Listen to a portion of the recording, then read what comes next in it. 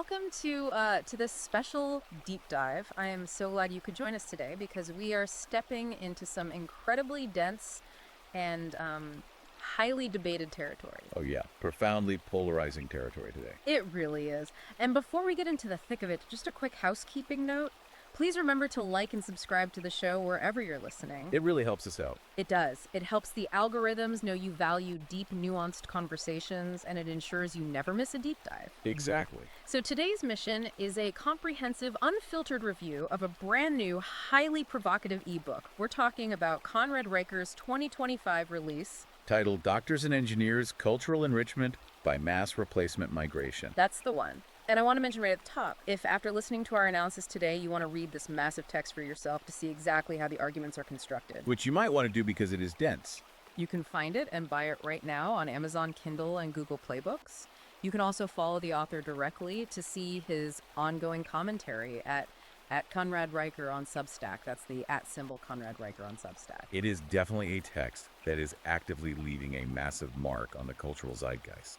I mean, it's generating a sheer wall of discourse online right now. You really can't miss it. No, it is impossible to ignore. If you are tracking modern political theory or demographic studies or cultural commentary. And I want to be entirely transparent with you, our listener, about exactly what this deep dive is going to be and who this book is written for. Right, we need to set the stage. We are exploring a very specific, highly charged text. Reicher did not write this to be a neutral academic white paper. Not at all.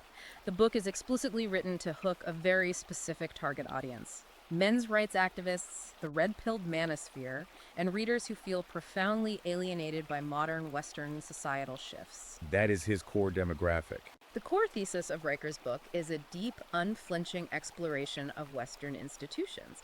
So, medicine, engineering, academia, the state itself. All foundational pillars. Yes, and the author claims these pillars were systematically captured by feminists and Marxists, leading to the intentional, deliberate displacement of native populations. And if you are interested in understanding the history of our institutions before they were allegedly captured by feminists and Marxists. Or at the very least, if you want to understand the exact argument that this capture has taken place. Right. This text is essentially the modern blueprint of that worldview. It really is. And right here is where I need to firmly step in and establish the absolute ground rules for you, the listener, as we navigate this deep dive together. Very important. Because this source material contains intensely politically charged content.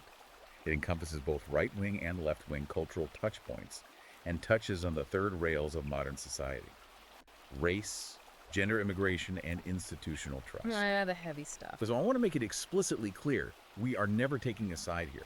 We are not endorsing, validating, or condemning the viewpoints of Conrad Reicher. We are not here to tell you if his sweeping conclusions are morally right or morally wrong. Our mission as your expert guides is purely analytical. Purely. We are here to impartially unpack the arguments, dissect the data he presents, and examine the narratives in the text so you can understand the exact anatomy of the author's worldview. We're looking at the mechanics of the book. Exactly. How does he build his arguments? What data does he leverage? And how does he specifically tailor his rhetoric to mobilize his target audience? Okay, let's unpack this, starting with the foundational premise of the book. Reicher doesn't ease the reader in with gentle pleasantries. No, he comes out swinging. He starts with a sledgehammer in his opening chapters, targeting a word that most of us consider to be an absolute, unquestionable virtue: meritocracy. It's a bold place to start. I want to start right there because it feels like a very counterintuitive angle.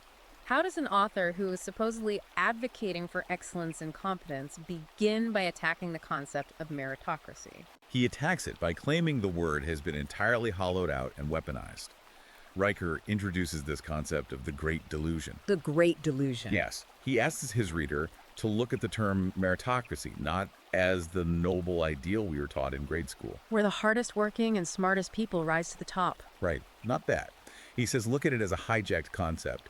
And to build this argument, he actually dives into the etymology of the word itself. Oh, he goes into the history.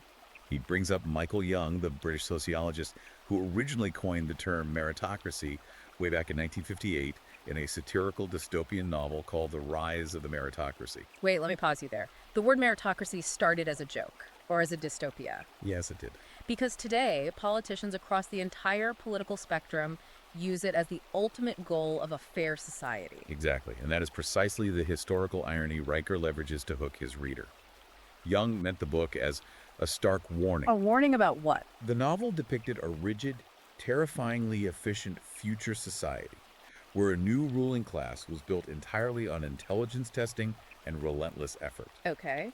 creating a society completely devoid of compassion for anyone who couldn't keep up. It was a warning against an inherited cognitive elite. So it's supposed to be a bad thing. Right. But Riker argues that today's global technocrats and corporate elites didn't read Young's book as a warning. They read it as a blueprint. Oh. Riker claims the modern use of the term is like a rigged game, where the rules are quietly changed by the casino while you, the native citizen, are still playing at the table. That's a great analogy. He claims the term has been co-opted by the ruling class to justify what is actually a mass replacement of the native workforce under the guise of seeking the best talent. So he's taking the prevailing corporate narrative that we live in a globalized world where companies are just scouring the earth for the absolute best and brightest, Right. and he's flipping it completely on its head. What's fascinating here is how Riker completely inverts that standard narrative to appeal to a reader who feels economically left behind. The guy who played by the rules but still lost. Precisely. The prevailing story told by major corporations, tech conglomerates, and governments across the West is that nations like the US, Canada, and the UK are suffering from a massive critical talent shortage. You hear that all the time. This is the justification used for massive amounts of skilled immigration, particularly through programs like the H-1B visa in the United States, the Express Entry System in Canada, or the EU Blue Card. Right. But Riker tells his audience that this talent shortage is a total fabricated illusion. If it's not a talent shortage, what does he claim it is? Because you look at the tech sector and they are constantly lobbying Congress saying they cannot find enough domestic engineers to fill the roles. Riker calls it a compliance shortage. A compliance shortage. Yes, he argues that domestic engineers, local doctors, and native tech workers are passed over for promotions and hiring not because they lack the requisite skill or education. Then why? Because foreign workers on visas are fundamentally different economic assets. According to Riker, visa-dependent workers are cheaper to employ. They are statistically less likely to unionize or demand better working conditions. And they're tied to their visa. Crucially, they are legally tied to their employers. If an H-1B worker in the U.S. loses their job, they have a very short window to find another one, or they face deportation. Right, it's like 60 days or something. Exactly. Riker argues this creates a workforce that is client obedient and far easier for corporate management to control. And he doesn't just leave this as abstract theory either. He grounds this argument with some incredibly vivid and frankly emotionally brutal real-world examples in the text. Very brutal. I want to look at the story he tells about the Canadian emergency room doctor because this section of the book felt highly engineered to elicit a sense of profound injustice from the reader. Yes, the rhetorical strategy there is very intentional. He introduces a hypothetical yet composite-based story of a Canadian emergency room doctor. Yeah, walk us through that. Riker details his background. Born in rural Saskatchewan, worked incredibly hard, and completed his medical training at McGill University, which is one of the premier medical institutions in Canada. Right, so he is the quintessential local boy done good. He checks every single box of the traditional meritocratic ideal. Precisely. Okay. But then Riker drops the data point. This doctor applies for 38 different residency positions across hospitals in Ontario and Quebec. 38 positions. And he is rejected by every single one of them. Wow. The reader is primed to ask why. Did he fail his boards? Is he incompetent? Riker claims these rejections had absolutely nothing to do with performance or medical capability. What does he blame it on? He points to the systemic structure of the residency matching system. Riker argues that these coveted residency spots were purposefully filled by international medical graduates, or IMGs, who are fast-tracked through government express entry immigration programs. He paints this picture of the Canadian government running glossy recruitment billboards in Delhi and Manila, actively courting foreign medical graduates, while a domestic McGill-trained doctor is sitting in Saskatchewan, unable to practice medicine in his own country. It's a very potent juxtaposition. But does he provide macro data to support this, or is he just relying on isolated emotional anecdotes? He scales it up immediately. He moves from Canada to the United Kingdom, specifically looking at the National Health Service, the NHS. Okay. The book cites statistics claiming that the UK now fills up to 97% of its new general practitioner roles with foreign-trained doctors. predominantly from countries like India, Pakistan, and Nigeria. 97%. That is a staggering figure. How does he explain that within the context of his compliance theory? He explains it through the lens of pure, ruthless state economics.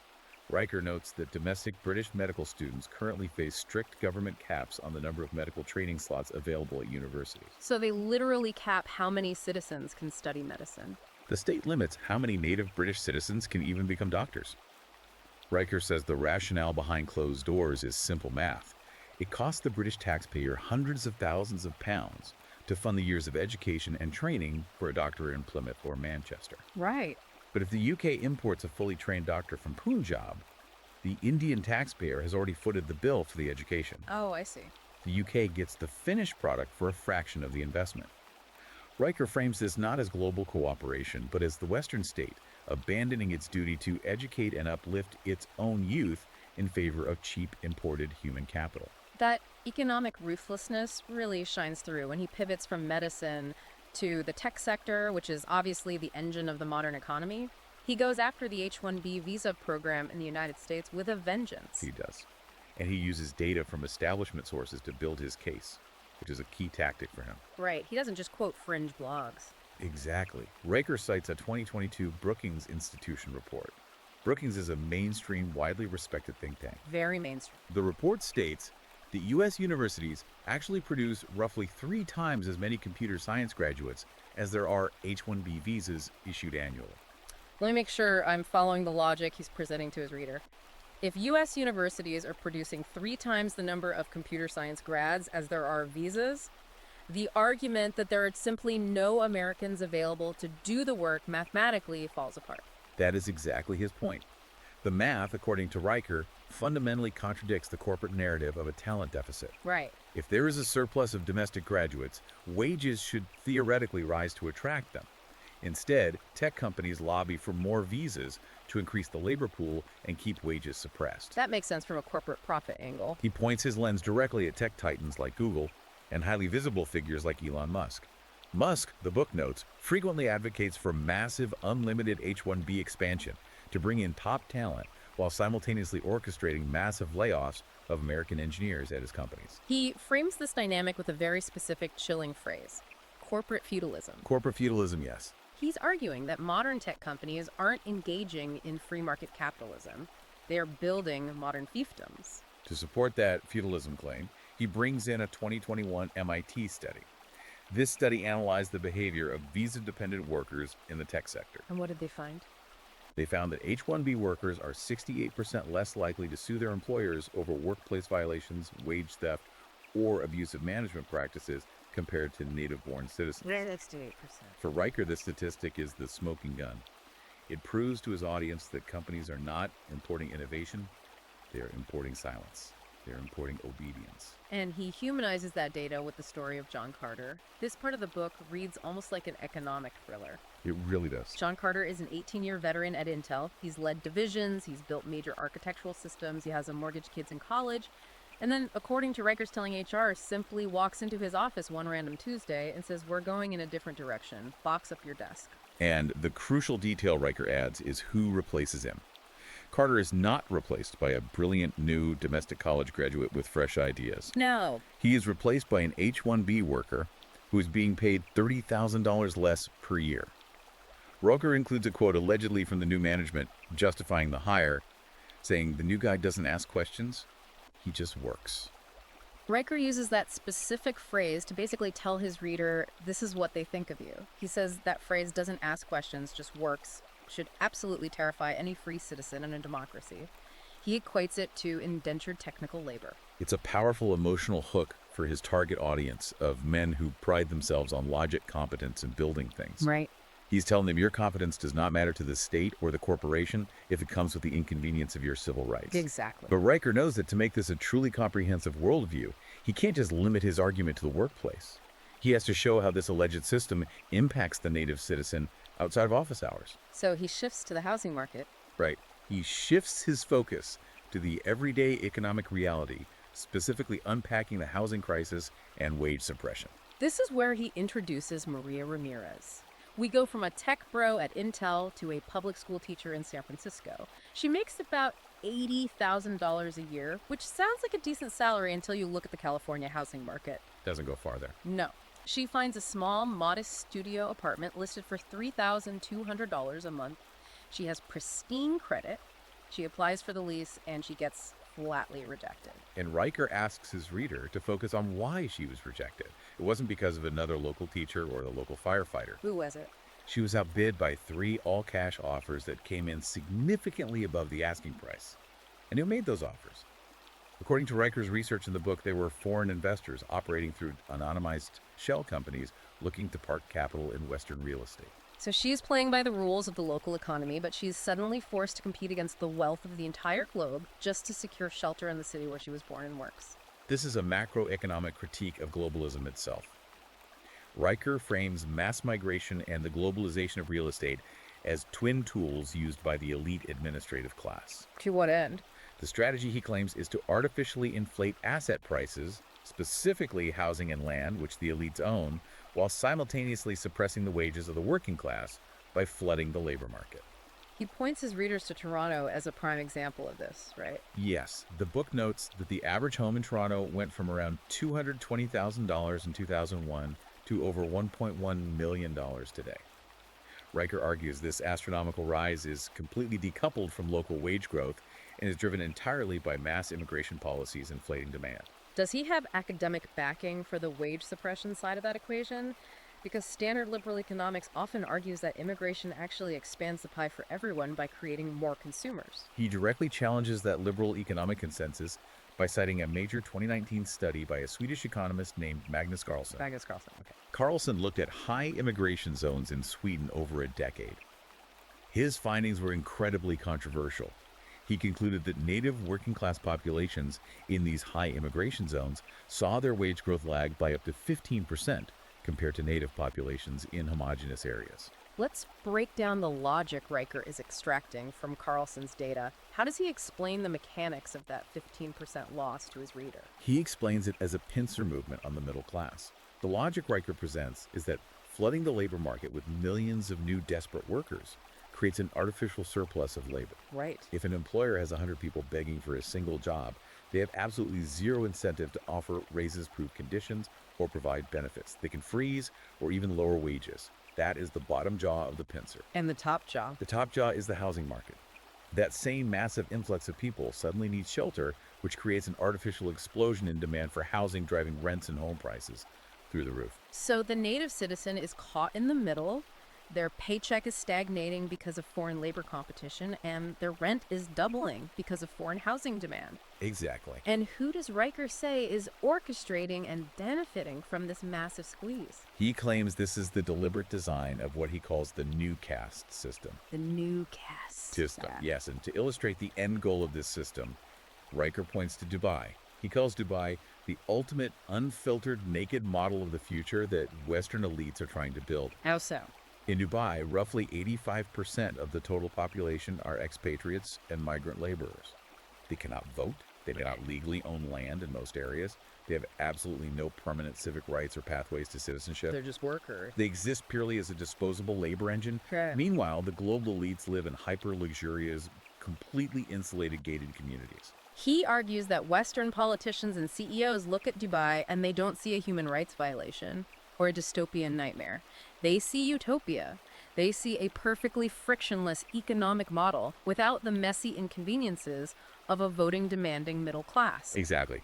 In this new caste system Riker outlines for his readers, you have an untethered global elite at the very top who view themselves as citizens of the world. In the middle, you have a massive, imported, entirely dependent labor force. Then at the bottom. The native working class and middle class populations are entirely pushed out to the margins. They are economically disenfranchised, unable to afford housing, unable to start families, and unable to compete with the artificially suppressed wages of the imported labor force. It is an incredibly stark, highly structured, and deeply cynical economic argument. But as comprehensive as part one is, Riker uses it merely as the foundation. Right, it's just the setup. Because once he establishes his view that the economic system is deliberately replacing the native worker for the sake of compliance and profit, he then has to answer a psychological question for his reader. Why aren't people rioting? Exactly. Why is the native population accepting this displacement?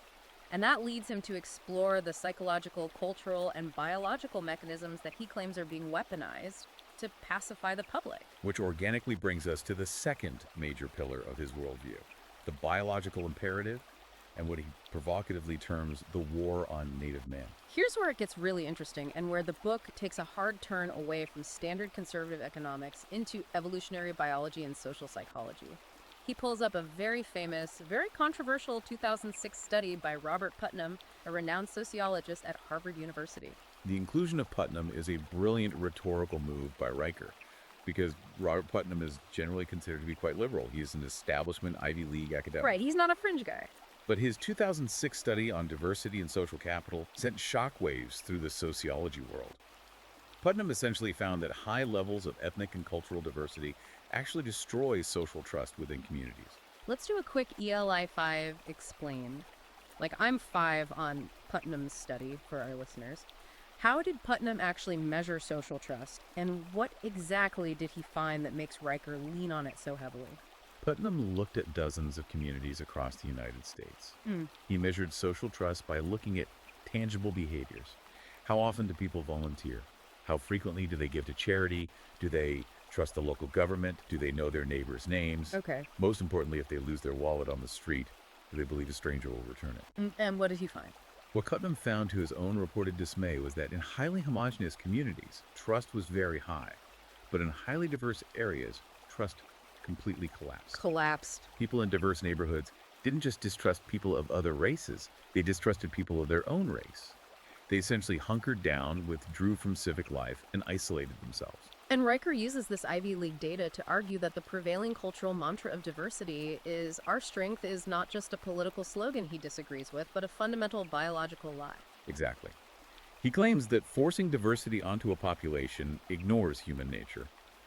He leans deeply into a concept from evolutionary biology called Hamilton's rule, or kin selection. Okay, let me pause you again because we are throwing a lot of dense concepts at the listener. For those of us who haven't taken a graduate level evolutionary biology class recently, what exactly is Hamilton's rule in this context? Simply put, Hamilton's rule is a mathematical biological formula that explains genetic altruism. It suggests that humans, like all animals, are evolutionary hardwired to prioritize, protect, and sacrifice for those who share their specific genetic and cultural markers. Meaning you trust people who look and act like you. The closer the genetic relationship, the higher the biological willingness to cooperate. Riker takes this biological concept and applies it to macro-sociology.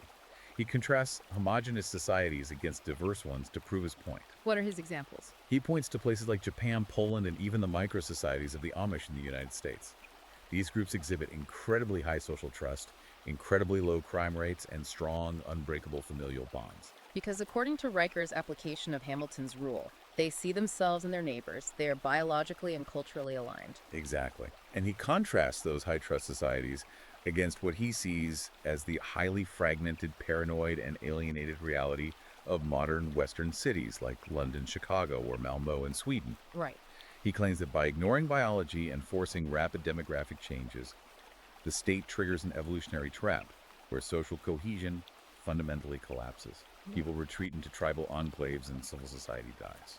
And he takes this argument about ignoring reality a step further. He claims that this collapse in social trust is actively accelerated by institutions deliberately lowering physical and intellectual standards purely for the sake of achieving equity and forced diversity. This is where his writing becomes highly visceral. He argues that the ideology of equity demands that outcomes must be equal across all demographics, but since human populations are biologically and culturally different, the only way to achieve equal outcomes is to artificially lower the bar for everyone. He goes into intense, agonizing detail about emergency services, where lowering the bar has literal life and death consequences. He cites a very specific 2015 lawsuit involving the New York City Fire Department. What exactly is he claiming happened there? He details a federal push where the NYFD was pressured to diversify its ranks. According to Riker's analysis of the lawsuit, the physical standards tasks like carrying a heavy dummy down a flight of stairs or breaching a door were allegedly altered or lowered because female and minority recruits were failing at higher rates than white male recruits. Lowered the physical standards? Yes, and Riker uses this to ask his audience a terrifying question. When you are trapped on the 4th floor of a burning building, do you want a firefighter who passed the hardest possible physical test or a firefighter who passed a lowered standard designed to appease a diversity quota.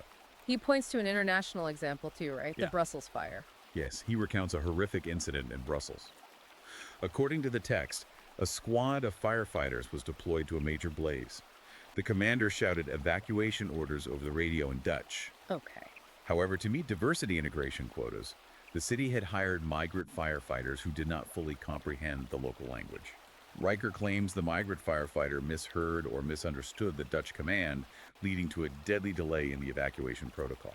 And he extends this from physical brawn to intellectual competence. He points to the National Oil Company of Venezuela, PDVSA, under the regime of Hugo Chavez. This is his ultimate warning of civilizational collapse. Before Chavez, PDVSA was run by highly trained, deeply experienced native engineers who understood complex fluid dynamics and geological pressure systems. Real meritocracy. Right. Chavez, driven by Marxist equity principles, fired these meritocratic engineers and replaced them with politically loyal party members and diverse working-class representatives who possessed zero technical expertise. And what happened? The result was the total catastrophic collapse of Venezuela's oil production, leading to nationwide starvation and the ruin of the country's economy. Riker uses all these examples to drive home a singular, brutal thesis statement. You cannot legislate away the laws of physics or biology. Gravity doesn't care about your pronouns. Right. When a building is on fire or a bridge is under load, nature doesn't care about diversity quotas. As Riker dramatically writes to close out that chapter, nature always bats last. From that foundational argument about the denial of biology, Riker transitions into what is arguably the emotional core of the book for his specific red-pilled manosphere audience. The feminization stuff. Yes, he introduces the concept of the feminization of the state, and he asserts that the modern bureaucratic state has been completely and intentionally weaponized against traditional native masculinity. How does he define traditional native masculinity, and why does he think the state is at war with it? Riker views the state no longer as a neutral arbiter of laws, which is the classical liberal view, but as a hyper-ideological, maternalistic entity. Maternalistic. He claims this feminized state actively pathologizes the exact evolutionary traits that built Western civilization in the first place. Traits like competitiveness, assertiveness, directness, physical strength, and risk-taking. The examples he uses to illustrate this pathologizing are incredibly specific, and they are designed to make his male readers feel an acute sense of persecution. He tells the story of a father in Sweden. What happened there? He details an anecdote where a Swedish father was called into a parent-teacher meeting because his young son was acting out roughhousing and crying. The father, trying to instill stoicism, simply told his son to be a man and stop crying. And what did the school do?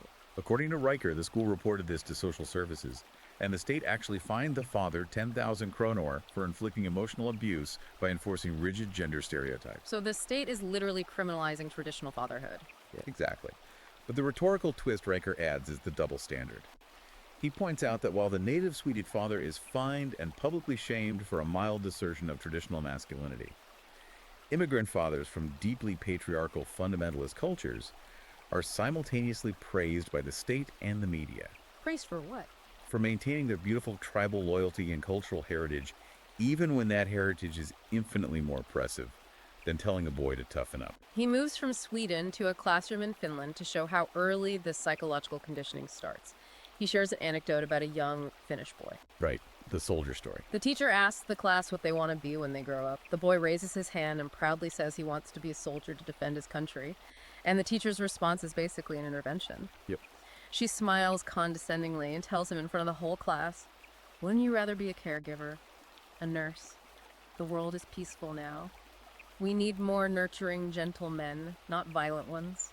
Riker uses these specific classroom-level examples to argue that native boys are undergoing systemic psychological disarmament from the moment they enter preschool. They are taught that their natural biological instincts are inherently toxic. That's a heavy burden to put on a kid. And Riker connects this psychological disarmament to devastating real-world data. He points to the rising tragic suicide rates among native men in countries like Finland, long touted as a progressive utopia. Yeah, he cites a statistic that the suicide rate for Finnish men aged 25 to 34 rose an astonishing 40% between the years 2000 and 2020. That is an epidemic of despair. How does he tie that back to his thesis? Riker attributes this death toll directly to purpose deprivation. He argues that for thousands of years, men derived their psychological stability from their roles as protectors, builders, and providers. Right. The feminized state, he argues, has stripped Native men of these historical roles, outsourced the building and protecting to others, and labeled their natural instincts as toxic masculinity. But they don't do that to everyone. No, the devastating irony Riker highlights is that the state simultaneously imports millions of men from foreign cultures that highly value male dominance, aggression, and tribal loyalty. He tells his audience the state is demanding that you become a pacifist while importing an army. It creates an incredibly unequal, highly dangerous playing field for the Native man. And that unequal playing field leads directly into his most controversial and frankly most provocative sociological claim, the mating market dynamics. This is where he speaks directly to the core anxieties of the manosphere. Riker dives incredibly deep into female hypergamy. Yes, and we need to understand how he frames this biologically. He relies on evolutionary psychology to claim that women are biologically fundamentally wired by millions of years of evolution to seek out high-status, dominant, high-testosterone traits in a mate to ensure the survival of their offspring. He states this as a hard fact. He states this not as a cultural preference, but as an inescapable biological imperative. But according to Riker, the feminized state and modern culture have completely skewed this natural market. Precisely.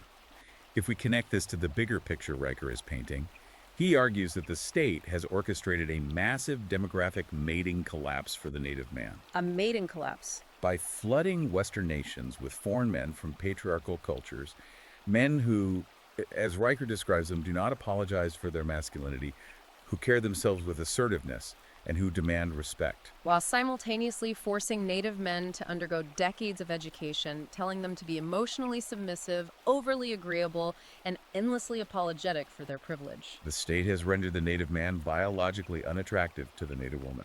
He describes this dynamic with a very clinical, terrifying phrase for his audience: evolutionary recalibration. He's basically saying the market is adjusting and you, the Native man, are being priced out. Does he have data for this, or is this just pure grievance? He cites modern dating metrics, specifically pointing to a large-scale YouGov survey conducted in the UK. According to his interpretation of the data, a vast majority of British women on dating apps exhibit a marked preference for foreign or mixed-race men over native British men, even when income, education, and physical symmetry are identical. Wow. He tells anecdotes of native software developers, guys earning huge six-figure salaries, the supposed winners of the meritocracy being routinely rejected on dates for being too nice, too agreeable, or lacking edge. Well, according to Riker, their foreign colleagues are praised by these same women as exotic, dominant, and exciting, precisely because they don't conform to Western feminist behavioral standards. They expect respect and act with traditional authority. And for Riker and his readers, this is the ultimate existential betrayal. He concludes this section by telling his audience that Native men are not just being erased from the corporate boardroom or pushed out of the construction site. They're being systematically, deliberately erased from the genetic future of their own nations. It's an argument designed to bypass logic and strike directly at the most primal evolutionary fears of his male readership. Very much so. It's an incredibly bleak, almost suffocating picture he paints. It's designed to make the reader feel completely cornered. But he doesn't stop at the biological or economic level. He anticipates the reader's next question. If this is all happening and it's so obviously detrimental, how is it allowed to continue? Why isn't the public voting to stop it? That's the million-dollar question. And that brings us to his concept of institutional collusion. We move into part 3, the woke blob media borders and the eradication of truth.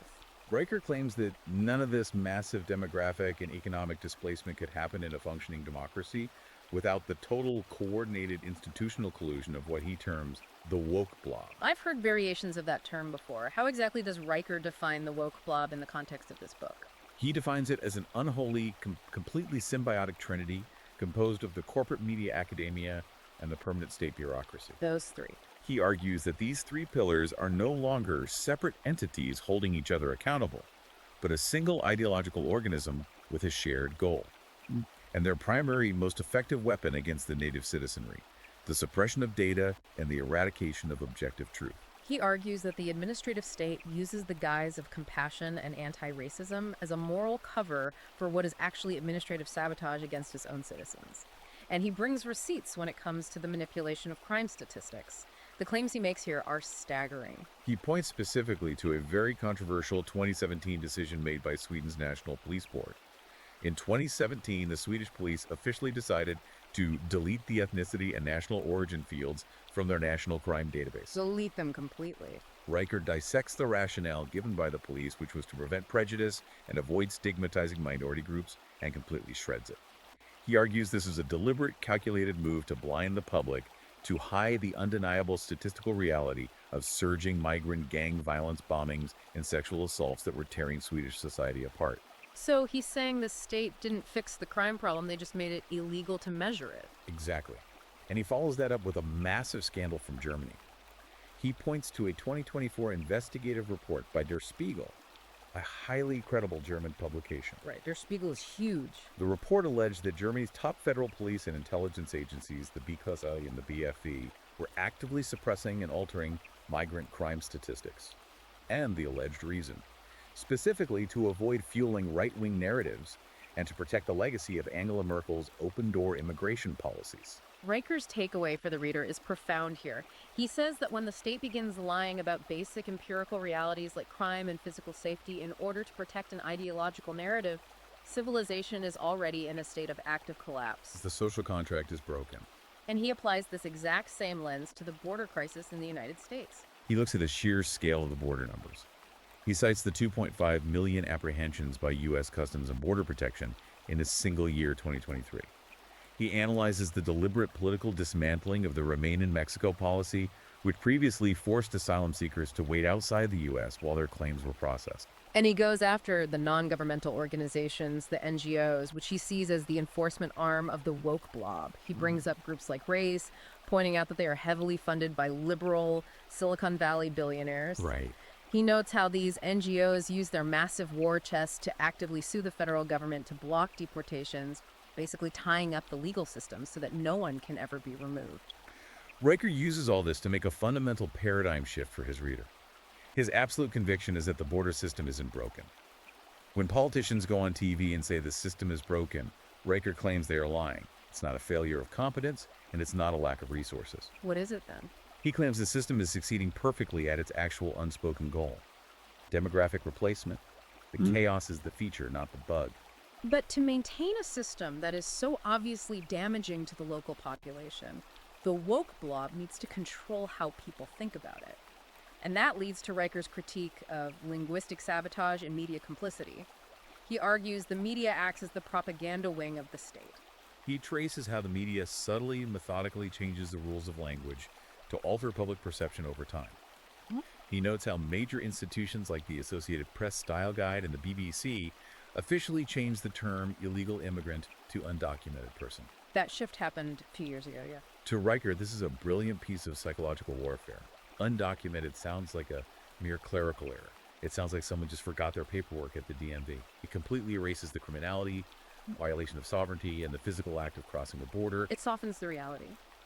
He argues that in the language of the blob, words like diversity are actually used as synonyms for erasure, and the phrase cultural enrichment actually translates to demographic substitution. He argues the media is completely complicit in hiding the victims of this substitution.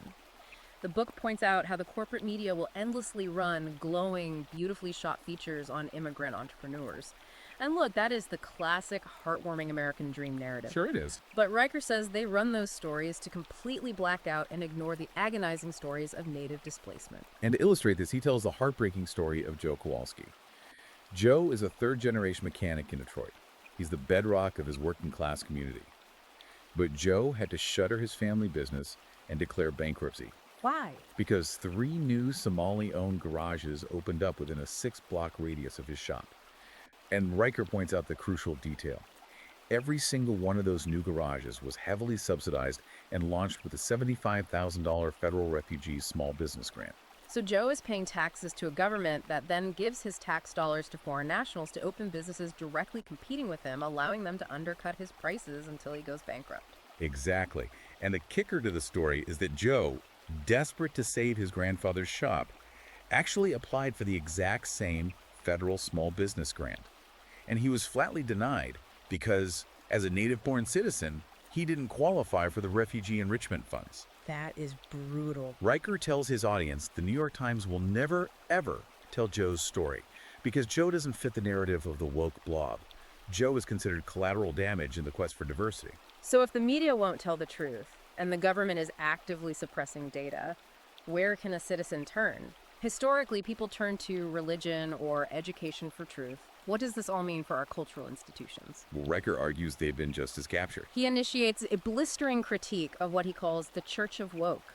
He looks at traditional religious institutions, pointing specifically to massive suburban megachurches and even aiming his sights at the Vatican and Pope Francis. Yeah, he goes right to the top. Yeah. He criticizes them heavily for abandoning traditional localized scripture in favor of pushing a globalist open borders theology. Let's expand on that. How does he see the church being captured? He argues that many modern churches have essentially traded salvation for government funding. He claims they have become taxpayer-funded resettlement NGOs, receiving massive federal grants to facilitate migrant housing. Doing the government's work. He argues they care more about social engineering diversity quotas and preaching intersectionality than they do about the spiritual salvation of their local flocks. Let me jump in there just to clarify terms for the listener.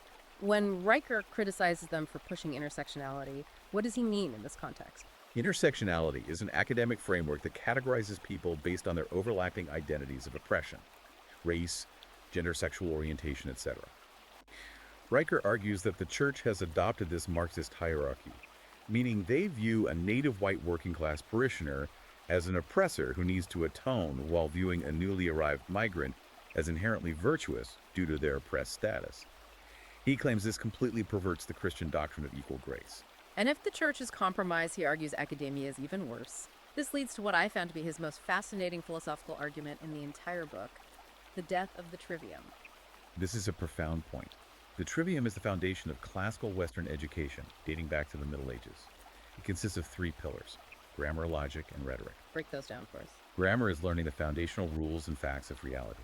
Logic is the ability to connect those facts to find objective truth. And rhetoric is the ability to persuade others of that truth.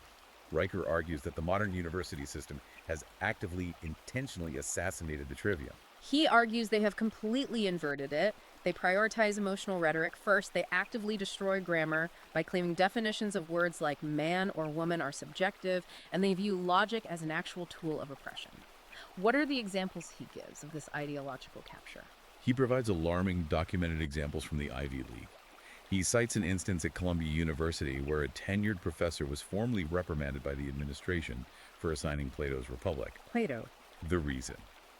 A student complained that the classical Greek ideals of objective truth and virtue promoted white supremacy and made them feel unsafe. He also mentions a debate at the University of Michigan. Yes, a planned debate titled, "Is Meritocracy Racist?" Riker notes that the debate had to be canceled because student activists and faculty moderators declared that the very act of demanding empirical evidence statistics and formal logic was relying on colonial tools of oppression. They called logic colonial. He points to Harvard University requiring mandatory diversity, equity, and inclusion loyalty oaths for any new faculty member to even be considered for a job. For Riker, this proves that the Socratic method of rigorous, uncomfortable debate has been entirely replaced by safe space pedagogy. It's an environment where subjective feelings fundamentally trump objective facts, and reality itself is penalized if it causes emotional discomfort to a protected class. He illustrates this academic death with the story of a graduate student at Yale. The student was pursuing his degree in political science. He wrote a thesis using standard peer-reviewed economic models, basic supply and demand logic to argue that mass migration negatively impacts the housing availability and wage growth of native citizens. And what happened to his thesis? He was denied his degree, but Riker emphasizes why he was denied. The Academic Review Board didn't say his mathematical models were wrong. They didn't say his data was flawed. They denied him because they stated his rhetoric was harmful to marginalized communities. And that is Riker's concluding thought on institutions. When empirical truth is officially categorized by universities as harm, the academy is dead. The pursuit of knowledge has been replaced by the enforcement of dogma. At this point in the book, the reader is likely feeling completely overwhelmed, surrounded on all sides by institutional capture. But, and this is where the book makes its major structural pivot, Riker doesn't end on a note of nihilism or despair. He doesn't want his readers to just be angry and depressed. He moves into part 4, the Red Pill Awakening and the Path to Reclamation. This is where Riker stops diagnosing the problem and directly addresses his manosphere audience with a tactical manual. He shifts from broad critique to highly specific strategy. He outlines what he views as a burgeoning counter-revolution, one that is ironically born out of the very censorship the woke blob utilizes. He introduces a concept he calls the censorship resistance feedback loop.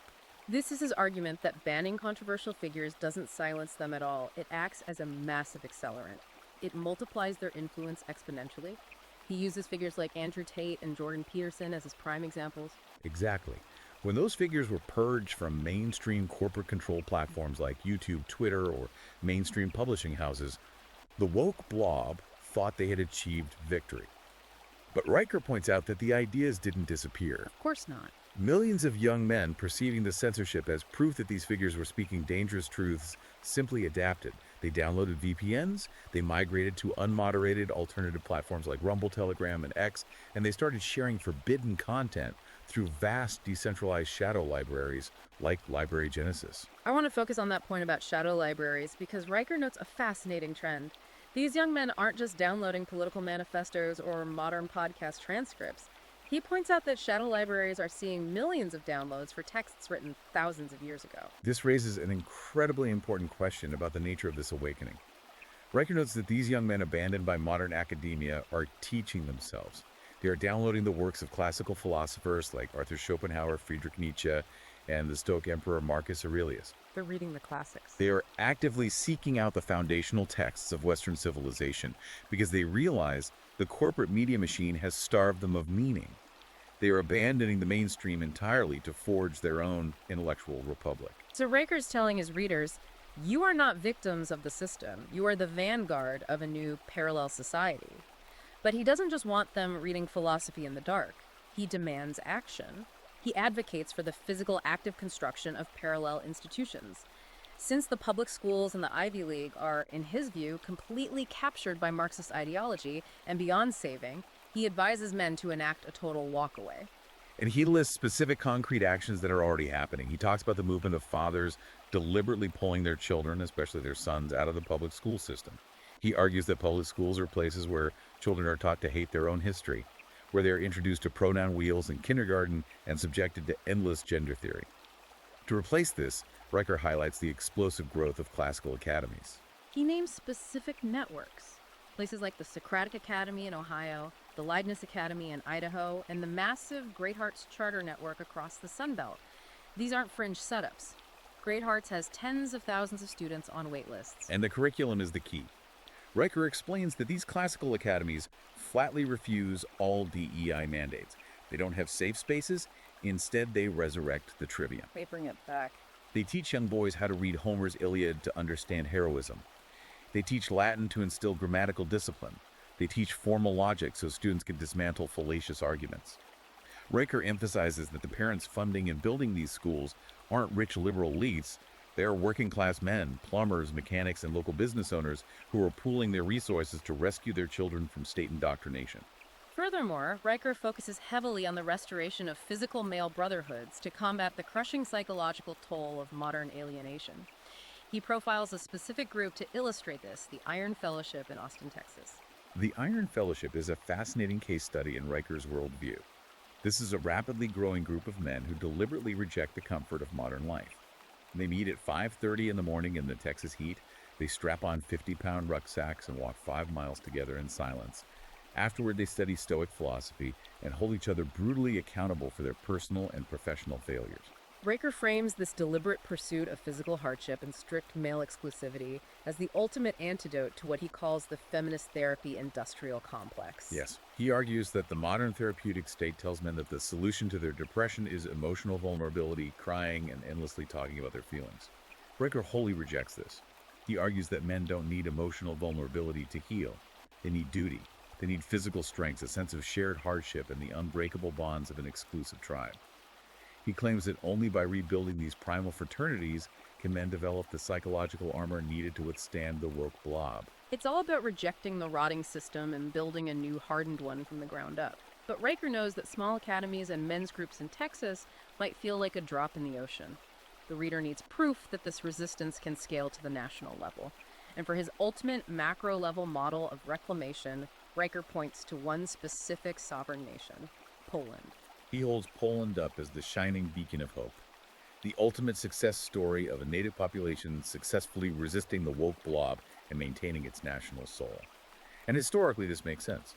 Poland is a nation that has survived centuries of attempts by outside empires, from the Prussians to the Soviets, to erase its culture.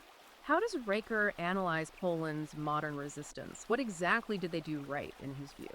First and foremost, he praises the Polish political model for its absolute uncompromising rejection of the European Union's migration quotas.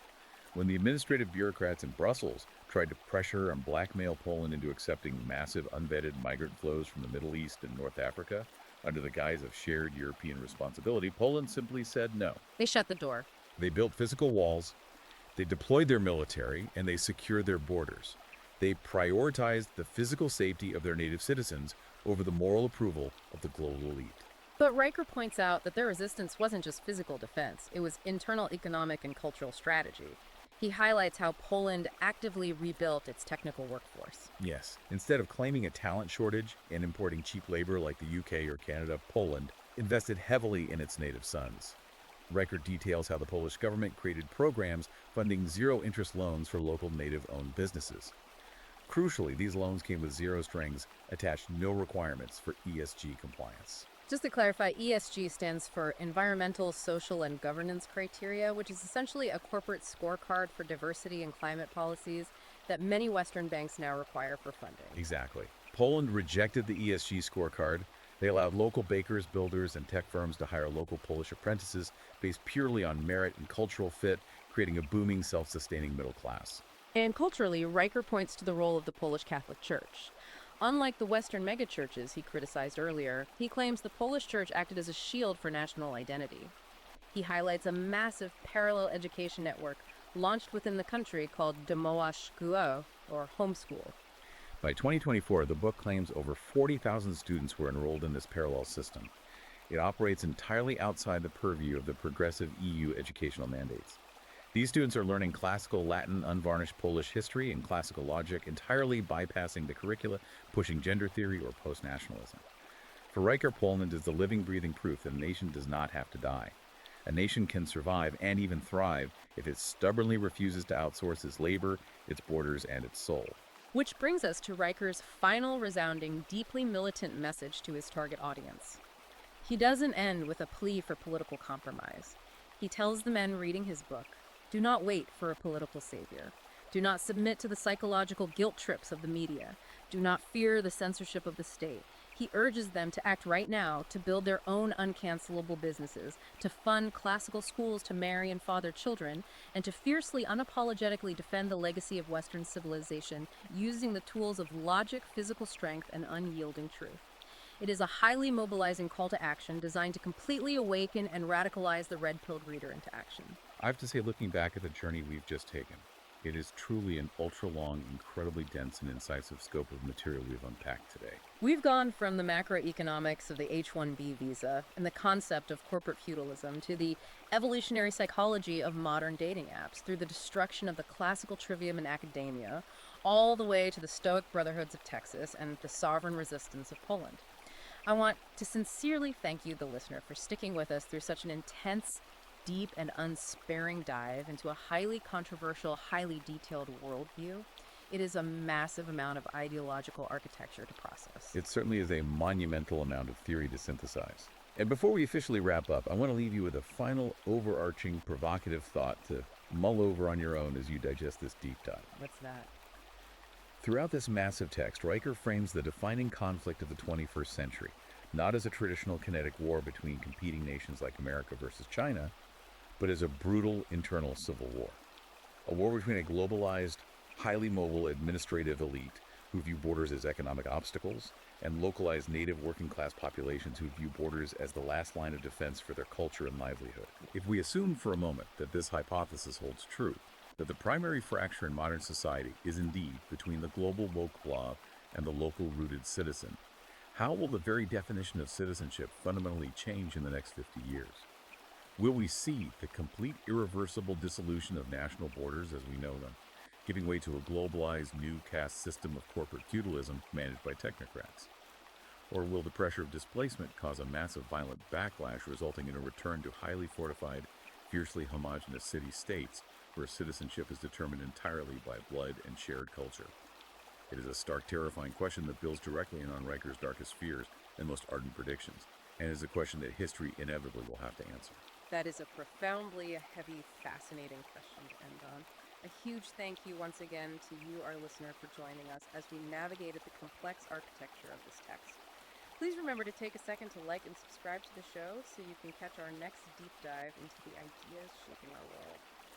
As a final reminder, today's extensive deep dive analyzed Conrad Riker's highly provocative 2025 ebook, Doctors and Engineers, Cultural Enrichment by Mass Replacement Migration.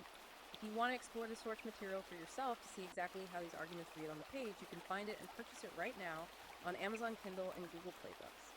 And be sure to follow the author for his latest updates at Conrad Riker on Substack. Thank you so much for listening. Stay curious, and we will see you next time. Farewell.